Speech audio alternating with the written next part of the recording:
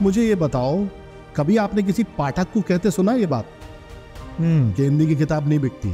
मैं लेखक के तौर पे तो नहीं मानता। अगर ये बात कहते हैं तो मुझे लगता है कि ये प्रकाशकों का, खासतौर से हमारे हिंदी के जो प्रकाशक हैं, मैं पूरी जिम्मेदारी से कह सकता हूँ उनमें पारदर्शिता की बहुत कमी है। जो आपके पल है आपकी लाइफ में, जो आपका डाउन टाइम था या आपका अप टाइम था, उससे कुछ निकाल के जो आज तक लोगों को नहीं पता है, अगर कुछ आप साझा कर पाए। डिमोटिवेशन जो होता है ना, वो सबसे बड़ा मोटिवेशन होता है।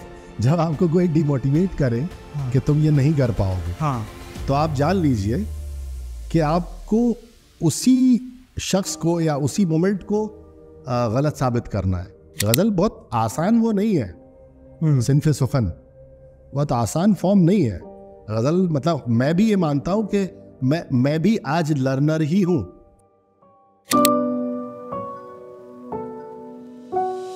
तड़पते सांस लेते रुकते चलते मैंने देखा है, कोई तो है जिसे अपने में पलते मैंने देखा है। देखिए, एक वाइब्रेशंस होते हैं, चाहे आप गुरु शिष्य के हों या दो क्रिएटिव लोगों के हों। उन्होंने अपने कागज पे लिखा, मैंने भी लिखा, और जब उन्होंने वो रुक्का खोला, वो कागज खोला, तो उस पे जो मिसरा था वही मिसरा मैंने लिख रखा था, वही उन्होंने लिख रखा था। मैंने अपनी माँ से कहा कि देखिए, ये इन्होंने जितना आज मारा है, ये सारा उत्तर मैं अपने लेखन से दूंगा और मैं लेखक ही बनूंगा। तो मेरी माँ ने एक ही शब्द कहा था, आमीन। कलाकार को रचनाकार भी कहा गया है, और रचनाकार की उपाधि समाज ईश्वर को भी देता है। तो जिसे ईश्वर ने रचना के लिए बनाया है, तो वो कोई ना कोई चीज अपने जीवन में ऐसी रच ही लेगा जिससे उसके जीवन का जो यात्रा है वो सहज सरल हो जाए। साहिलों को अभी पता क्या है, पानियों पर लिखा हुआ क्या है। पानियों पर लिखा हुआ क्या है, वो सजा दे के दूर जा बैठा, वो सजा दे के दूर जा बैठा, किससे पूछूं मेरी खता क्या है। कविशाला में आप सभी का स्वागत है, एक नई शुरुआत के साथ में, जहाँ पे हम प्रयास करेंगे कि जिन लोगों को देखकर, जिन लोगों को सुनकर आप प्रोत्साहित होते हैं, मोटिवेट होते हैं, उनकी कहानियाँ उनके साथ हम आप तक पहुँचा पाएँ। इसी श्रृंखला में आज हमारे साथ हैं आलोक श्रीवास्तव जी। सर, बहुत बहुत स्वागत है आपका। बहुत बहुत शुक्रिया आपका और कविशाला की पूरी टीम का। और आपने कहा कि जिन्हें सुनकर, जिन्हें देखकर लोग मोटिवेट होते हैं, तो मैं बताऊं कि मैं जिन लोगों को देखकर मोटिवेट होता हूं उनमें एक आप भी हैं। किस तरह से इस पूरे के पूरे समूह की शुरुआत हुई थी मुझे अच्छी तरह याद है। मजरू साहब का एक शेर है, मैं अकेला ही चला था जानिबे मंजिल, मगर लोग साथ आते गए और कारवां बनता गया। तो आपको बहुत मुबारक। देखिए, कविशाला की इतनी पूरी टीम है, मैं अगर नज़र दौड़ाऊँ तो इतने सारे अच्छे अच्छे सब रचनात्मक साथी हैं। और कभी एक पौधा आपने लगाया था, वो आज इतना सायादार दरख्त बन चुका है, तो सबको मुबारकबाद जी। एक बार एक किताब के लिए, सर की अभी किताब आई है, इसका नाम आमीन है। सर, आमीन हम सभी ने पढ़ी है, सभी तक पहुंची है, लेकिन जिस तरीके से हिंदी की किताबों का, इसके पहले मैं देखता था, मैंने बहुत सारे और लेखकों को फॉलो किया है, उनकी किताबों का रुझान देखा है कि लोग नहीं पढ़ते हैं, बट जो इसका स्टैट्स है वो बिल्कुल अलग है। तो इन सब चीज़ों को आप किस तरीके से देखते हैं, किस तरीके का जो पाठकों को तरीके से तरफ से रिस्पांस मिला है किताब को, इस पूरे सिनेरियो को आप किस तरीके से देखते हैं आज के दिन में? नहीं, पहली चीज़ तो मुझे लगता है कि ये जो एक गलतफहमी फैलाई गई है कि लोग पढ़ते नहीं हैं, ये गलतफहमी मुझे अब लगता है कि ये प्रकाशकों ने ही फैलाई है। शायद इसलिए कि उनको नंबर्स डिक्लेयर ना करना पड़े। ये किताब जो है, इससे पहले इसके एक बड़े पब्लिशर के द्वारा 5 से 6 एडिशन, ऑफिशियल एडिशन आ चुके थे। बाकी अनऑफिशियल कितनी आई मुझे नहीं पता, ठीक है। तो अभी जिस तरह से महीने भर में हज़ारों कॉपीज बिक गई और पेंगुइन इंडिया ने बाकायदा इसको डिक्लेयर किया कि भाई उनकी बेस्ट सेलिंग बुक्स में से एक है, तो मैं कैसे मान लूँ कि हिंदी की किताबें या किताबें बिकती नहीं हैं? अगर ऐसा होता तो ये बुक फेयर्स जो लगते हैं इतने सारे क्यों लगते? इतना खर्चा करके पब्लिशर स्टॉल लेता है, स्टॉल पे अपनी किताबें लगाता है, हज़ारों लोग हम लोग बुक फेयर में मिले हैं, बिल्कुल हज़ारों लोग पहुंचते हैं, किताबें ख़रीदते हैं, पढ़ते हैं। जिनके पास नहीं होती वो एक दूसरे से बोरो करते हैं, लेते हैं। आप मुझे ये बताओ, कभी आपने किसी पाठक को कहते सुना ये बात कि हिंदी की किताब नहीं बिकती? मैं लेखक के तौर पे तो नहीं मानता। अगर ये बात कहते हैं तो मुझे लगता है कि ये प्रकाशकों का, खासतौर से हमारे हिंदी के जो प्रकाशक हैं, मैं पूरी जिम्मेदारी से कह सकता हूँ, उनमें पारदर्शिता की बहुत कमी है। और स्पेशली पता नहीं उनको उस 10% में क्या रुचि है जो उन्हें लेखक को देना होता है। जबकि वो 10% होता है, 15% होता है, कहीं कहीं वो थोड़ा ज़्यादा होता होगा। लेकिन एक सामान्य लेखक, उसके लिए तो सिर्फ वो 10-15% है। अगर उसकी किताब 200 रुपए की है तो आपको उस 20 रुपए में क्यों सेंध लगानी है जो आपको उसे रॉयल्टी के तौर पे देने हैं? तो मुझे जहाँ तक ये लगता है अंकुर के किताबें छपती हैं, पढ़ने वाले पढ़ते हैं। मैं जिस ऑर्गेनाइजेशन में, जिस समूह में बैठ के इस समय बात कर रहा हूँ, उस समय मेरे सामने सब युवा हैं। इनमें से एक कोई हाथ उठा के कह दे कि वो किताब नहीं पढ़ता, तो मैं मान जाऊँगा किताब नहीं बिकती हैं। किताबें पढ़ी जाती हैं, किताबें खरीदी जाती हैं, और हिंदी का या उर्दू का या इंग्लिश का, जिसके भी लैंग्वेज का, सबका एक अच्छा पाठक है। मैं बहुत ही जिम्मेदारी से कहता हूँ कि अगर ये कहा जा रहा है, अगर 10 लोग ये बात कर रहे हैं, तो उसमें से 7 वो लोग हैं जो किसी ना किसी माध्यम से प्रकाशन से जुड़े हुए हैं या प्रकाशक से जुड़े हुए हैं। बिल्कुल। अच्छा, किताब की तरफ वापस आएंगे। ये जो सब लोग देख रहे हैं, इनका भी ये प्रश्न है कि बहुत सारे जो आपकी जिंदगानी है वो इंटरनेट पे अवेलेबल है, बहुत सारी चीज़ें अवेलेबल है, बट इन लोगों के लिए भी और दर्शकों के लिए आप कुछ ऐसे जो आपके पल है आपकी लाइफ में, जो आपका डाउन टाइम था या आपका अप टाइम था, उससे कुछ निकाल के जो आज तक लोगों को नहीं पता है, अगर कुछ आप साझा कर पाएं। डिमोटिवेशन जो होता है ना, वो सबसे बड़ा मोटिवेशन होता है। जब आपको कोई डिमोटिवेट करे कि तुम ये नहीं कर पाओगे, तो आप जान लीजिए कि आपको उसी शख्स को या उसी मोमेंट को गलत साबित करना है। अगर आपने ये मान लिया कि वो जो ये कह रहा है कि तुम ये नहीं कर पाओगे, और आपने उसे अगर आत्मसात कर लिया, मेरे साथ ये बहुत हुआ कि अर्ली 90s में जब मैंने लिखना शुरू किया, तो मेरे शहर में, विदिशा जहाँ से मैं आता हूँ, या भोपाल, ये सब नई कविता के, मतलब प्रगतिशील वातावरण और नई कविता के लोग थे। फ्री वर्स पोएम के लोग थे, बहुत बड़े बड़े नाम हैं हिंदी साहित्य जगत में वो। और मेरे समकालीन जो थे, मेरे जो दोस्त थे, वो भी सब नई कविता के दोस्त। तो वो बहुत डिमोरलाइज करते थे, यार गज़ल क्या है, एक डेड फॉर्म है, मर चुकी है, दुष्यंत के बाद हिंदी गज़ल में कुछ हुआ नहीं है, कोई ऐसा बड़ा क्रांतिकारी वो नहीं हुआ। लेकिन मैं सोचता था कि अगरचे ये प्रभावित नहीं करती है, मुतासिर नहीं करती है, इम्प्रेस नहीं करती है, इसमें कुछ अमेजिंग नहीं है, तो फिर इतने लोग बात क्यों करते हैं इस पर? तो मुझे ये लगा कि कहीं ना कहीं उसका जो पूरा का पूरा संरचना है, गज़ल बहुत आसान वो नहीं है। सिन्फ़े सुखन बहुत आसान फॉर्म नहीं है गज़ल। मतलब मैं भी ये मानता हूँ कि मैं भी आज लर्नर ही हूँ, मैं भी सीख ही रहा हूँ, मैं भी रोज़ अपने सीनियर से कुछ सीखता हूँ। अच्छा, ये लफ्ज़ ऐसे आएगा, ये वज़न ऐसे होगा, अच्छा ये मिसरा नामौजू हो गया। तो कई बार आपको ऐसा लगता है, जैसे मैं आपको एक मिसाल देता हूँ। मेरे पिता का देहांत हुआ 1995 में, तो मैंने एक कविता कही, गज़ल कही है जो पिता पर ही है। तो उसका मतलब ऐसा है कि धड़कते सांस लेते रुकते चलते मैंने देखा है, कोई तो है जिसे अपने में पलते मैंने देखा है। अब उसमें एक शेर है कि न जाने कौन सा एक ख्वाब है आवाज देता है, खुद अपने आप को नींदों में चलते मैंने देखा। तो जब मैं अपने गुरुजी के पास इस्लाह के लिए गया, आई थिंक ये 1995-96 की बात, तो उन्होंने वो मिसरा पढ़ा कि न जाने कौन सा एक ख्वाब है आवाज देता है। तो उन्होंने कहा कि ये एक क्यों लगा हुआ है इसमें? जाहिर है वो वज़न पूरा करने के लिए लगा हुआ था।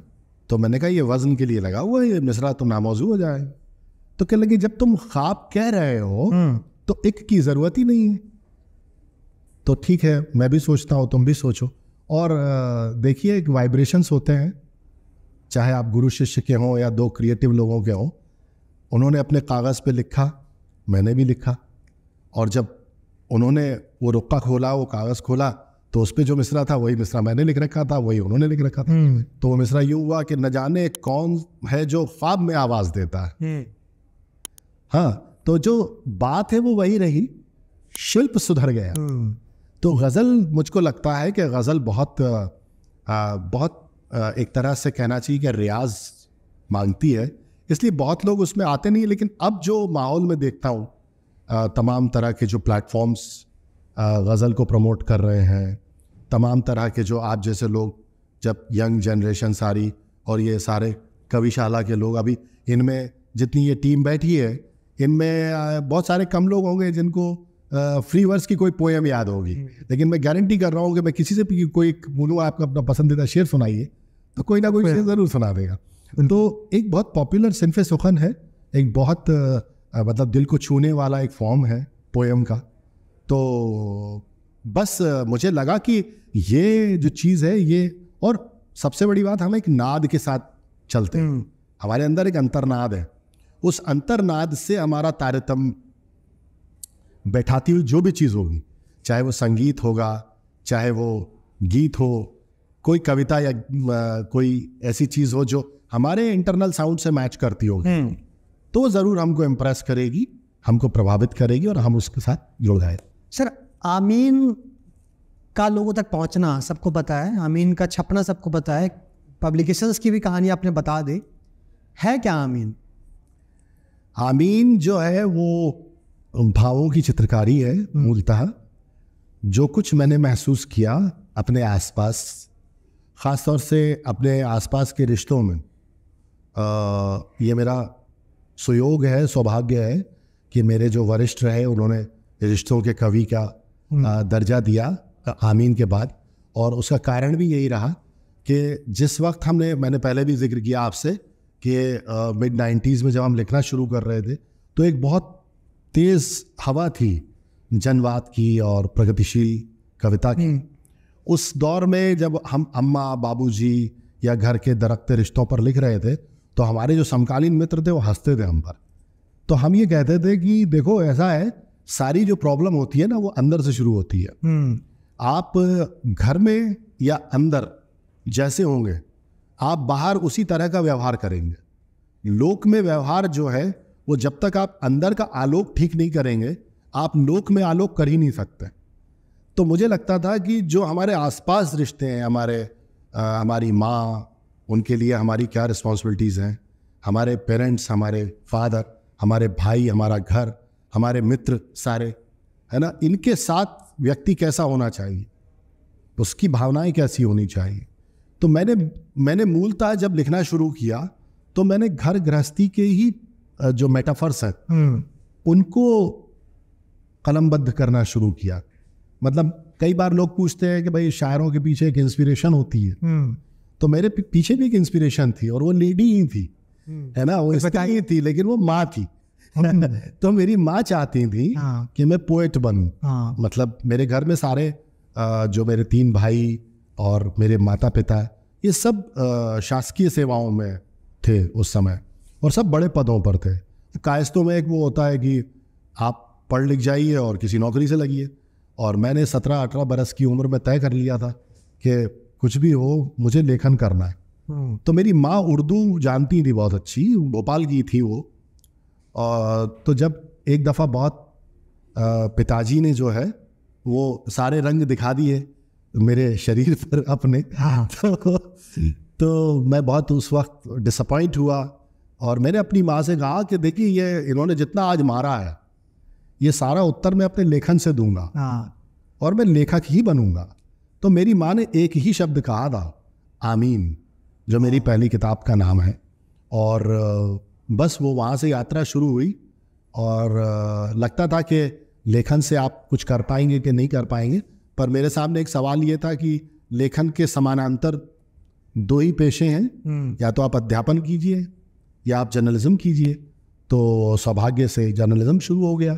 तो जर्नलिज्म में मतलब बाय चॉइस नहीं था, बस ये था कि जिस वक्त हम लिख पढ़ रहे थे, उस वक्त पत्रकारिता में आने के लिए आपको अच्छा लेखक या लेखन, क्योंकि मैंने फीचर जर्नलिज्म किया और चैनलों में जब रहा तो मैं प्रोग्रामिंग में रहा, तो वहाँ मेरे लेखन ने मेरा बड़ा साथ दिया। मेरा लेखन बड़ा उसमें रहा कि मुझे लगा कि हाँ, ये एक योग्यता है जो पत्रकारिता में भी काम आती है और लेखन में भी तो काम आ ही रही है। तो इस तरह शुरुआत हुई थी और एक जिद थी कि बस सोच लिया था कि ये करना है। आमीन का आपका सबसे पसंदीदा हिस्सा कौन सा है, अगर वो आप उसको पढ़ पाए, सुना पाए? अब माता पिता से आप ये पूछेंगे कि उनकी सबसे जो है संतान कौन है, तो मैं ये नहीं बता सकता। हाँ। मेरे ख्याल से तो पूरी आमीन ही आपको पढ़ लेनी चाहिए, है ना? जी बिल्कुल। और जो कविशाला के दर्शक हैं, जो लोग अभी सुन रहे हैं हमें, या पूरे कविशाला के लिए आपने पूरी जर्नी देखी है, हाँ, उसको आपने किस तरीके से देखा है? आप निष्पक्ष होकर बोलिएगा, आप कविशाला में बात कर। मैंने मजनू साहब का शेर आप सबकी नजर किया था और एक अपना शेर नजर किए देता हूँ। और क्या कह सकता हूँ कि मंजिलें क्या है, रास्ता क्या है, हौसला हो तो फासला क्या है। मुझे याद है कोई 5-7 बरस पहले एक लड़का मेरे घर आया था और उसने कहा कि मैं एक स्टार्टअप शुरू कर रहा हूँ और मैं चाहता हूँ कि आप जैसे लेखक हमसे जुड़े। तो मैंने उसको बड़े हल्के में लिया था और आज मैं उसके दफ्तर चल के आया और उसे इंटरव्यू दे रहा हूँ सर। तो अब इससे बड़ी कविशाला की जो है वो सफलता क्या होगी कि आपने एक बहुत अच्छा सेटअप बनाया। देखिए क्या है कि सोशल मीडिया पर बहुत तरह का कंटेंट है और मैं देखता हूँ कि नेगेटिविटी जो है बहुत तेज़ी से प्रमोट होती है, कोई भी कंट्रोवर्सी बहुत तेज़ी से प्रमोट होती है। मैं इसी इंटरव्यू में अभी एक कोई बात कह दूँ, ठीक है, आप पर मुझे भरोसा है कि आप उसको जो है ट्रिमिंग करके नहीं यूज़ करेंगे, तो मैं कह सकता हूँ। लेकिन आजकल जो हो रहा है उससे इतर वो जो काम आप जैसे लोग कर रहे हैं और दूसरे प्लेटफॉर्म्स कर रहे हैं, वो बहुत मेहनती काम। उसमें सबसे बड़ी तपस्या ये है कि आपको एकाग्र होकर एक काम करना है और इस आस के बगैर, इस उम्मीद के बगैर करना है कि इसका कल क्या होगा। राइट? एक अंदर एक शिद्दत है, एक जिद्दत है कि आप लगे, है ना? वरना लोग क्या होता है कि आज उन्होंने प्रोडक्ट तैयार किया और सोचते हैं कि यार कल उसका रिजल्ट आ जाए। तो जब आप परिणाम के बारे में कार्य से पहले सोचने लगते हैं तो परिणाम तक पहुंच नहीं पाते। तो आप जैसे जितने लोग हैं, कविशाला की जितनी मंडली है, मैं उसको साधुवाद देता हूं कि वो परिणाम की ओर नहीं देख रहे हैं, वो अपनी यात्रा पर चल रहे हैं। और जब आप यात्रा पर पूरे मन से चलते हैं तो परिणाम और मंजिलें बड़ी सुखद होती हैं, ऐसा मेरा मानना है। और उसको आपने पिछले कुछ वर्षों में साबित भी किया। इतना अच्छा आपने दफ्तर बनाया है, ठीक है, इतनी अच्छी मुझे कॉफ़ी पिलाई है, कविशाला की ब्रांडिंग भी आपने की है, ठीक है ना? तो मैं आपको बहुत बहुत बधाई देता हूँ, शुभकामनाएं देता हूँ। जी सर, कुछ लोगों के कुछ सवाल थे आपके जो ये लोग अभी देख रहे हैं, सुन रहे हैं हमें, तो कोई कुछ पूछना चाह रहा था? सर आपकी जो बुक है आमीन, इसकी आपकी फेवरेट शायरी कौन सी है, जो आपकी सबसे फेवरेट शायरी? ये सवाल तो अंकुर ने पूछा था और मेरी तो पूरी ही फेवरेट है। हाँ, आप ये कहें कि मैं इनमें से एक कोई सुना दें, तो वो मैं सुना सकता हूँ, वो आपकी फरमाई। लेकिन वो जो मैं सुनाऊंगा वो भी ऐसा नहीं है कि वही सिर्फ मेरी फेवरेट है, ठीक है? तो वो मैं आपको कोई मैंने जो गज़ल का जो शेर आपकी नज़र किया था, मंजिलें क्या हैं, उसे जगजीत जी ने गाया भी है, उसमें कुछ नए शेर हुए हैं, तो वो मैं इस एडिशन में आए हैं, वो मैं आपको सुना देता हूँ। वो यूँ है कि मंजिलें क्या हैं, रास्ता क्या है। मंजिलें क्या है, रास्ता क्या है, हौसला हो तो फासला क्या है। हौसला हो तो फासला क्या है, साहिलों को अभी पता क्या है। साहिलों को अभी पता क्या है, पानियों पर लिखा हुआ क्या है। पानियों पर लिखा हुआ क्या है, वो सजा दे के दूर जा बैठा।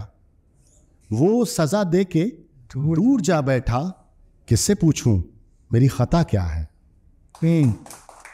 तो सजा दे के दूर जा बैठा, किससे पूछूं मेरी खता क्या है। जब भी चाहेगा छीन लेगा वो, जब भी चाहेगा छीन लेगा वो, सब उसी का है, आपका क्या है? क्या सब उसी का है, आपका क्या है? और ये कविशाला के तमाम मित्रों की नजर है। तुम हमारे करीब बैठे हो, तुम हमारे करीब बैठे हो, अब दवा कैसी, अब दुआ क्या है? तुम हमारे करीब बैठे हो, अब दवा कैसी, अब दुआ क्या है? गुजरे लम्हों की धूल उड़ती है, गुजरे लम्हों की धूल उड़ती है, इस हवेली में अब रखा क्या है? गुजरे लम्हों की धूल उड़ती है, इस हवेली में अब रखा क्या है? ख्वाब सारे उदास बैठे, ख्वाब सारे उदास बैठे हैं, नींद नाराज है, हुआ क्या है? नींद नाराज है, हुआ क्या है?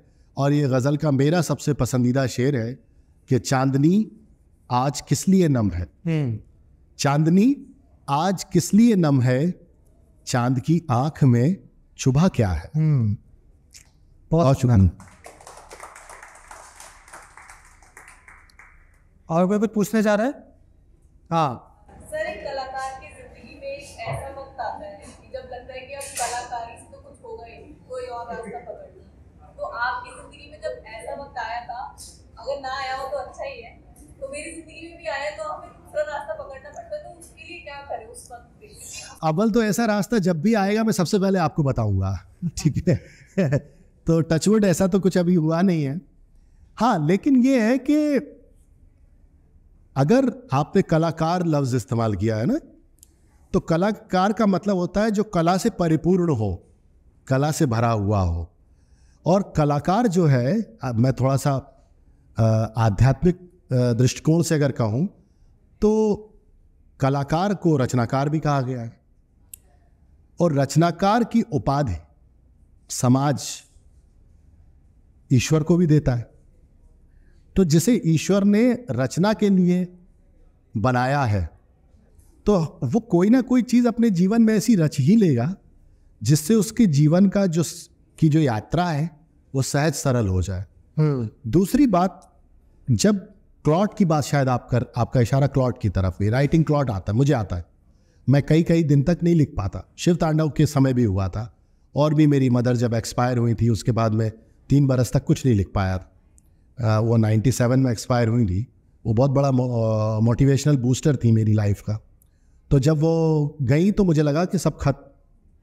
अभी हाल में मैं ऐसे दौर से गुजरा हूँ, हफ्ते 10 दिन, लेकिन चूंकि मैं अब वो ट्रबल शूटर जो होता है, वो ट्रबल जब आता है तो मुझे निकालने का 1-2-3 बार का अनुभव हो गया, तो मैं निकाल लेता हूँ। तो हाँ, राइटर क्लॉट जिसको कहते हैं वो आता है। लेकिन अगर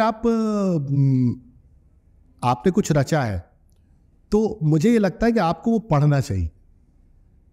मेरे एक बहुत अच्छे दोस्त हैं जिनका नाम मैं बहुत सारे इंटरव्यू में कोट करता हूँ, बिकॉज उन्होंने मुझे जीवन का एक बड़ा मूल मंत्र दिया था।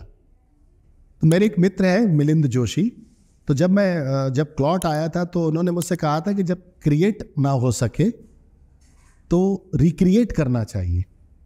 तो जो आपने रच रखा है, अगर आप उसको देखेंगी, पुनः आप उसको पढ़ेंगी, तो आप मोटिवेट होंगे, क्योंकि ये आपने ही लिखा हुआ है, आपने ही रचा हुआ है ना।